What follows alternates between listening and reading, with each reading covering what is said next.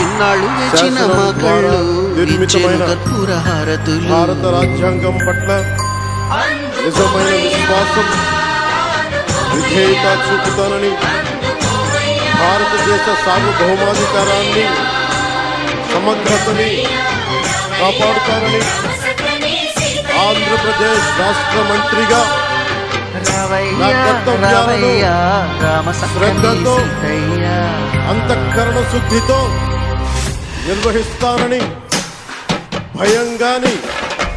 పక్షపాతం గాని రాగద్వేషాలు గాని లేకుండా రాజ్యాంగాన్ని